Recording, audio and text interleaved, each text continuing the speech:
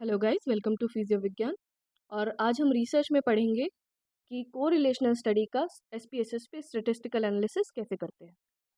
तो सबसे पहले तो हम क्या करेंगे, एसपीएसएस खोलेंगे। ठीक है,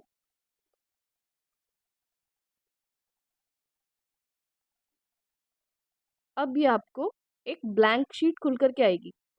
क्योंकि मैं पहले से अपना डेटा इसमें खोल चुकी हूँ तो रिसेंट फाइल्स में शो कर रहा है।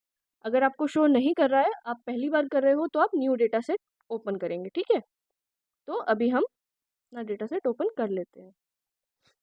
देखिए, अब ये मेरा डेटा सेट ओपन हुआ है। जब आप न्यू डेटा सेट ओपन करेंगे तो आप क्या करेंगे, अपना आपको सबसे पहले क्या करना है कि आपका जो भी डेटा कलेक्शन फॉर्म है उसके न्यूमेरिक या क्वांटिटेटिव वैल्यूज़ को, जो भी आपने आउटकम मेजर्स लिए हैं, जो भी वेरिएबल्स लिए हैं जिनको आपको एनालाइज करना है, उन सब वेरिएबल्स को न्यूमेरिक क्वांटिटेटिव फॉर्म में आपको अपनी एक एक्सेल शीट में डालना है डेटा। उस एक्सेल शीट से आप ले करके उसको एसपीएसएस की न्यू डेटा शीट में क्या करेंगे, कॉपी पेस्ट कर देंगे। ठीक है, आपने क्या किया, आप कॉपी पेस्ट कर दिया। इसके बाद आपको क्या करना पड़ेगा, सेम सेम सेम वो नहीं चलेगा, आपको यहाँ पर ऊपर उनके वेरिएबल्स के नाम डालने पड़ेंगे। तो वो आप कैसे करेंगे, इधर वेरिएबल व्यू में जा करके आपको वेरिएबल्स के नाम डालने पड़ेंगे। ठीक है, तो आप अपने सारे वेरिएबल्स के पर्टिकुलरली नाम डाल सकते हैं। ठीक, अब देखिए, अब जब आपको एनालिसिस चालू करना है उससे पहले आपको सबसे पहली चीज़ ये करनी है कि जितने भी आपके ये वेरिएबल्स के टाइप्स हैं, इसका ध्यान दीजिए कि सारे के सारे क्या हो, ये न्यूमेरिक में हो। ठीक है, तो हमने इसको न्यूमेरिक में कन्वर्ट कर लिया। अब हमारे सारे टाइप न्यूमेरिक में है। ठीक, और दूसरी चीज़ क्या करेंगे हम, कि ये जो मेजर है, ये देखो, ये नॉमिनल ऑर्डिनल कुछ नहीं होना चाहिए, ये सब होना चाहिए स्केल में। तो अब ये स्केल में हमने सब कन्वर्ट कर लिया। जब आप ये दो तीन चीज़ें कर लेंगे, इसके बाद जा कर के आप वापस से डेटा व्यू में अपना एनालिसिस चालू कर सकते हैं। अब आप देखेंगे कि जब हमने पहले डेटा शीट खोली थी तो जेंडर में यहाँ मेल फीमेल लिख करके आ रहा था, है ना, क्योंकि तब वो न्यूमेरिक में नहीं था, उसको हमने स्केल में कन्वर्ट नहीं किया था। लेकिन जब स्केल में कन्वर्ट कर दिया तो सिर्फ न्यूमेरिक वैल्यूज ही शो होंगी। ओके, तो आपको ये चीज़ का बिल्कुल ध्यान देना है कि आप जो भी डेटा डाल रहे हैं वेरिएबल्स का, वो सारा क्वांटिटेटिव मेजर में हो, नंबर्स में हो। वर्ड्स में कुछ भी नहीं होना चाहिए, क्योंकि वर्ड्स में जो भी चीज़ें होंगी उसको आप एसपीएसएस में एनालाइज नहीं कर पाओगे। ठीक है, अगर आपको ऐसा कुछ डेटा डालना है कि आपके टेस्ट का साइन पॉजिटिव या नेगेटिव आ रहा है, तो उसको भी आप न्यूमेरिक फॉर्म में 1 या 0 करके डालेंगे, positive for 1 and 0 for negative. ठीक है, इस तरीके से आप फिल करिए, तभी आप एनालाइज कर पाएंगे, अदरवाइज आप एनालाइज नहीं कर पाएंगे। तो ये तो चीज़ हो गई। अब इसके बाद ये तो हमारी डेटा शीट जनरेट हुई है। ठीक है, इसके बाद हम क्या करेंगे, सबसे पहले चाहे कोई भी तरह का डेटा एनालिसिस हो, उसका हम क्या करते हैं, सबसे पहले नॉर्मेलिटी टेस्टिंग करते हैं या डिस्क्रिप्टिव डेटा निकालते हैं। तो क्या करेंगे हम, ये एनालाइज पे जाएंगे, हमको डिस्क्रिप्टिव डेटा निकालना है तो डिस्क्रिप्टिव स्टैटिस्टिक्स में जाएंगे और यहाँ जाएंगे हम एक्सप्लोर में। ठीक है, नॉर्मेलिटी हम क्यों निकालते हैं, ताकि हम ये पता कर पाएँ कि पैरामेट्रिक टेस्ट लगाना है या नॉन पैरामेट्रिक टेस्ट लगाना है आगे एनालिसिस में। ठीक है, और नॉर्मेलिटी किस चीज़ के लिए निकाली जाती है, कि जो हमने सैंपल साइज लिया है उस सैंपल साइज के कैरेक्टरिस्टिक्स सिमिलर है या डिसिमिलर है, कितने सेम है या कितने डिफरेंट है, उसको फाइंड आउट करने के लिए नॉर्मेलिटी निकाली जाती है। अगर हम कह रहे हैं कि नॉर्मल डेटा है ना, तो नॉर्मल डेटा का मतलब हुआ कि यूनिफॉर्म डेटा है, कैरेक्टरिस्टिक्स सिमिलर है। अगर नॉन नॉर्मल डेटा है तो उसका मतलब हुआ कि कैरेक्टरिस्टिक्स अलग अलग हैं, डिफरेंट है, नॉन यूनिफॉर्म डेटा है पहले से ही जो आपने सैंपल लिया उनका। ठीक है, तो मतलब उनके डेमोग्राफिक्स अलग अलग तरह के हैं। अब क्योंकि यहाँ पे जेंडर हमने न्यूमेरिक फॉर्म में नहीं डाला था, तो हम जेंडर को नहीं लेंगे डेमोग्राफिक्स में। हम क्या लेते हैं नॉर्मेलिटी के लिए, एज ले लेते हैं, हाइट, वेट, बीएमआई। आप चाहे तो इसमें अपना बेसलाइन डेटा या प्री डेटा भी डाल सकते हो। ठीक है, अब क्योंकि हमको स्टेटिस्टिक्स भी चाहिए और प्लॉट्स भी चाहिए, तो हम बोथ सेलेक्ट करेंगे। साथ ही साथ स्टेटिस्टिक्स में हमको डिस्क्रिप्टिव्स चाहिए, मान लो कि मुझे परसेंटाइल भी चाहिए या आउटलायर्स भी चाहिए या मीडियन एस्टिमेटर्स भी चाहिए, तो मैं उसको सिलेक्ट करके मेंशन कर दूंगी। प्लॉट्स में मुझे लेट्स से कि हिस्टोग्राम भी चाहिए या नॉर्मेलिटी प्लॉट भी चाहिए, तो उसको भी आप सिलेक्ट, जो जो आपको चाहिए, जो आप चाहते हो कि आपके एनालिसिस में निकल करके आए, वो सब आप सेलेक्ट करके कंटिन्यू कर लीजिए। और फिर अब हम जाएंगे यहाँ ओके पे। ठीक है, तो अब ये आप देख रहे हैं कि ये हमारा डिस्क्रिप्टिव डेटा या डेमोग्राफिक डेटा निकल करके आया है। ठीक है, सबसे पहले आप अपने एनालिसिस में यही चीज़ लगाते हो। ये आ गया हमारा टेस्ट ऑफ नॉर्मेलिटी। ठीक, अब यहाँ पे आप देख रहे होगे कि दो टेस्ट ऑफ नॉर्मेलिटी यहाँ लगे हुए हैं, एक कोलमोग्राफ स्मिर्नॉफ और एक शपीरो-विल्क। तो अगर आपका सैंपल साइज मतलब कि जितना नंबर ऑफ पॉपुलेशन आपने लिया है वो अगर 50 से कम है तो हम कौन सा टेस्ट लगाएंगे नॉर्मेलिटी का? शपीरो-विल्क। अगर वो 50 से ज़्यादा है तो हम लगाएंगे कोलमोग्राफ स्मिर्नॉफ। ठीक है, अब देखो ये टेस्ट तो लग गया, ये वैल्यूज आ गई, लेकिन आपको ये कैसे पता चलेगा कि नॉर्मेलिटी की जो वैल्यू आई है उसके बेसिस पर आपको फर्दर एनालिसिस पैरामेट्रिक करना है या नॉन पैरामेट्रिक करना है? इसको पता कैसे लगाएंगे कि नॉर्मल है डेटा या नॉन नॉर्मल है? ठीक है, तो क्या होता है कि यूजुअली आपने पढ़ा होगा कि पी वैल्यू अगर 0.05 से कम है तो उसको हम सिग्निफिकेंट डिफरेंस मानते हैं। ठीक है, लेकिन नॉर्मलिटी में थोड़ा सा अपोजिट हो जाता है। अगर सिग्निफिकेंट वैल्यू 0.05 से कम है तो हम उसको नॉट नॉर्मल मानते हैं, अगर ज़्यादा है तो उसको नॉर्मल डिस्ट्रीब्यूशन मानेंगे। ऐसा क्यों होता है? क्योंकि अगर सिग्निफिकेंट डिफरेंस मतलब कि अगर पी वैल्यू कम है मतलब कि सिग्निफिकेंट डिफरेंस है, तो सिग्निफिकेंट डिफरेंस किस चीज़ का है?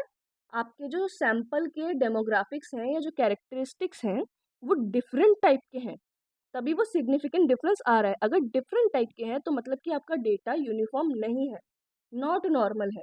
ठीक है, जब नॉट नॉर्मल डेटा होगा, फिर से बता देती हूँ, सिग्निफिकेंट डिफरेंस अगर 0.05 से कम है तो नॉट नॉर्मल है, ज़्यादा है तो नॉर्मल है। अगर नॉर्मल है डेटा या डिस्ट्रीब्यूशन तो हम क्या लगाएंगे? Parametric test. अगर नॉट नॉर्मल है तो कौन सा लगाएंगे? Non parametric test. अब क्योंकि हम कोरिलेशन स्टडी की बात कर रहे हैं तो इस केस में पैरामेट्रिक टेस्ट कौन सा होगा? Pearson correlation. और नॉन पैरामेट्रिक कौन सा होगा? स्पीयरमैन रो। ठीक है, तो ये इसके बेसिस पे हमने ये डिसाइड कर लेंगे कि हमको कौन सा टेस्ट लगाना है, पियर्सन या स्पीयरमैन। अब यहीं आप देख सकते हैं कि आगे नीचे हिस्टोग्राम्स, ठीक है, ये प्लॉट्स, बॉक्स प्लॉट्स, ये सब आपका डेटा निकल के, ये स्कैटर प्लॉट्स वगैरह सब निकल के आ गया है। तो ये सब आप अपने एनालिसिस में जो जो आपको डिस्क्राइब करना है, शो करना है, ये सब आप लगा सकते हैं। ठीक है, अब नॉर्मलिटी तो निकल गई, फर्दर एनालिसिस के लिए वापस से हम अपनी डेटा शीट पे जाएंगे। इसके बाद हम क्या करेंगे कि एनालाइज में जा के हमको क्या करना है? कोरिलेशन का लगाना है, तो कोरिलेट एंड बाइवेरिएट। ठीक है, इसमें हम क्या करेंगे? सबसे पहले तो प्री का डेटा निकालेंगे, तो जितना भी प्री वेरिएबल का डेटा है मेरे पास वो सब मैं यहाँ डाल दूंगी। ठीक है, तो प्री डेटा का कोरिलेशन निकालते हैं। अब यहाँ पे पियर्सन सिर्फ टिक है, लेकिन अभी देखो, अभी हमने ये तो नहीं देखा ना कि नॉर्मल है या नॉट नॉर्मल है। आपका नॉर्मल भी हो सकता है और आपका नॉट नॉर्मल भी हो सकता है, तो हम दोनों निकाल के देखेंगे। ठीक है, पियर्सन और स्पीयरमैन हम दोनों टिक कर देते हैं। ऑप्शंस में हमको क्या चाहिए? मीन एंड स्टैंडर्ड डेविएशन चाहिए। ठीक है, ये हमारे काम की चीज़ नहीं है। अब हम ओके कर देंगे। ठीक, तो अब ये यहाँ आप देख सकते हैं कि ये पियर्सन का डेटा आ गया और ये आ गया हमारा नॉन पैरामेट्रिक स्पीयरमैन का डेटा। ठीक है, तीनों के तीनों हमारे वेरिएबल्स के बीच में जो कोरिलेशन है, रो वैल्यू निकल करके आ गई है। रो वैल्यू को आर वैल्यू भी बोलते हैं, कोरिलेशन आर वैल्यू। ठीक है, तो ये प्री का एनालिसिस हो गया। सिमिलरली हम आगे क्या करेंगे?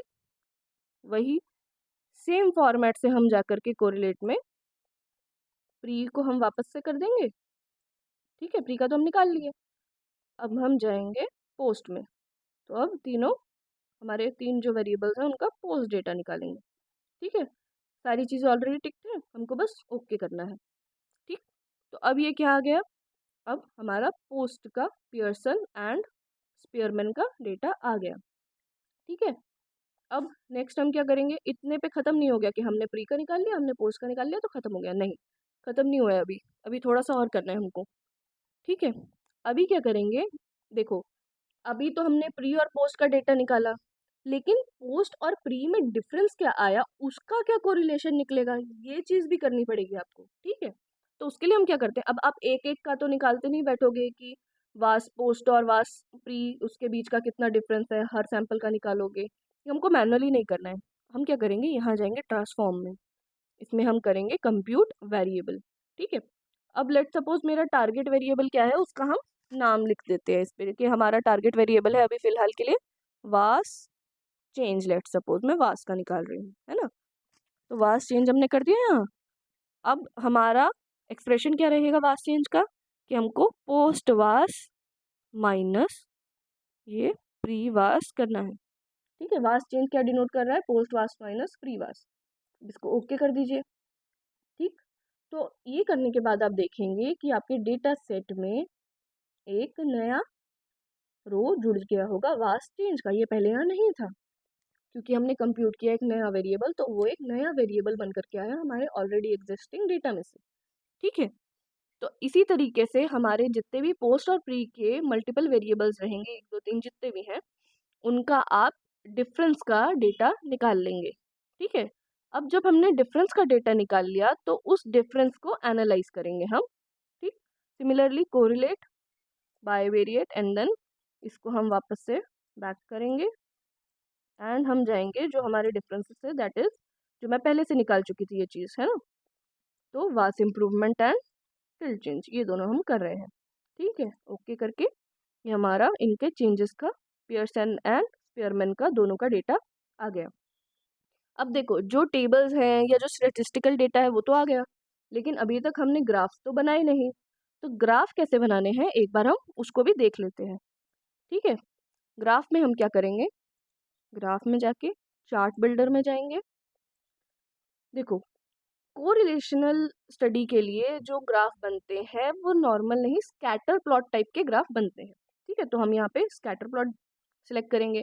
अब हमको नॉर्मल चाहिए, किस टाइप का स्कैटर प्लॉट चाहिए आप उस हिसाब से सिलेक्ट कर सकते हैं। हमको चाहिए, ठीक है, सिंपल विथ लाइन वाला, तो ये हमने यहाँ डाल दिया। अब मुझे इसमें कौन सा वेरिएबल डिनोट करना है, तो मुझे डिनोट करना है, लेट्स से कि वास इम्प्रूवमेंट मुझे डिनोट करना है, तो उसको हम एक्सेस पे ला करके डाल देंगे। ठीक है, अब देखिए इससे हमें क्या समझ में आएगा कि वास इम्प्रूवमेंट का या जो पोस्ट वास और प्री वास के बीच का जो चेंज आया, उसका जो कोरिलेशन हमको मल्टीपल सैंपल में दिखा वो ये देखने को मिल रहा है कि हमारा जो कोरिलेशन है वो नेगेटिव है। ठीक है, तो आपको स्कैटर प्लॉट से डायरेक्शन ऑफ कोरिलेशन पता लग जाएगी, ये नेगेटिव है। अगर मीनवाइल ये ऊपर की तरफ जा रहा होता तो क्या होता, पॉजिटिव कोरिलेशन होता। अगर नीचे की डायरेक्शन में लाइन आ रही है तो नेगेटिव कोरिलेशन है। ठीक है, सिमिलरली अगर हम इन डॉट्स को देखें तो हमको ये समझ में आएगा कि ये डॉट्स जितनी ज़्यादा दूर दूर है उसका मतलब कि वीक कोरिलेशन या नो कोरिलेशन है। ठीक है, लेकिन अगर ये डॉट्स जितनी ज़्यादा लाइन में है, जितनी ज़्यादा पास पास है, उसका मतलब रहेगा कि स्ट्रॉन्ग कोरिलेशन है। ठीक, तो एक स्कैटर प्लॉट से ही हमको ये समझ में आ जाता है कि हमारा जो कोरिलेशन है वो वीक है, स्ट्रॉन्ग है, उसका डायरेक्शन क्या है, पॉजिटिव है, नेगेटिव है। तो ये चीज़ आपको समझ में आ जाएगी। तो इस तरीके से आपके जितने भी वेरिएबल्स हैं उन सबके स्कैटर प्लॉट्स आप निकाल करके लगा सकते हैं।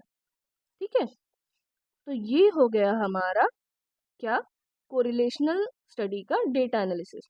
अब एक बार वापस से रिविजिट करके देखते हैं कि हमने शुरू से अभी तक क्या क्या किया। देखो, सबसे पहले हम पे क्या था, हमने डेटा कलेक्शन किया। डेटा कलेक्शन फॉर्म में जो भी हमारे वेरिएबल्स या आउटकम मेजर्स थे जो उनको हमको एनालाइज करना था, उनको हमने न्यूमेरिक डेटा में कन्वर्ट किया। अगर न्यूमेरिक में ऑलरेडी नहीं है तो कन्वर्ट किया। वैसे तो कोशिश करिए कि सारा डेटा आप न्यूमेरिक फॉर्म में ही लें। ठीक है, उसके बाद हमने क्या किया कि हमने एक्सेल शीट में अपना सारा का सारा न्यूमेरिक डेटा फिल कर दिया। फिल करने के बाद हमने एक फ्रेश एसपीएसएस की शीट खोली, उसमें वो सारा डेटा कॉपी पेस्ट कर दिया और फिर हमने यहाँ पे वेरिएबल्स की नेमिंग कर दी। ठीक है, जो भी हो, वेरिएबल्स की नेमिंग करने के बाद हमने क्या किया कि हमने सारे के सारे वेरिएबल टाइप को न्यूमेरिक में कन्वर्ट किया और मेजर को स्केल में कन्वर्ट किया। ठीक है, ये कन्वर्ट करने के बाद हम क्या करेंगे, नॉर्मेलिटी टेस्टिंग करेंगे। नॉर्मेलिटी हमने क्या करी, अगर देखो 50 से सैंपल कम है तो शपीरो विल्क, अगर ज़्यादा है तो कॉल्मोग्राफ। ठीक, नॉर्मेलिटी टेस्ट करने के बाद हमको ये पता लग गया कि हमको पैरामेट्रिक टेस्ट लगाना है या नॉन पैरामेट्रिक टेस्ट लगाना है। पैरामेट्रिक में कोरिलेशन में पियर्सन लगाते हैं और नॉन पैरामेट्रिक में स्पीयरमैन रो लगाते हैं।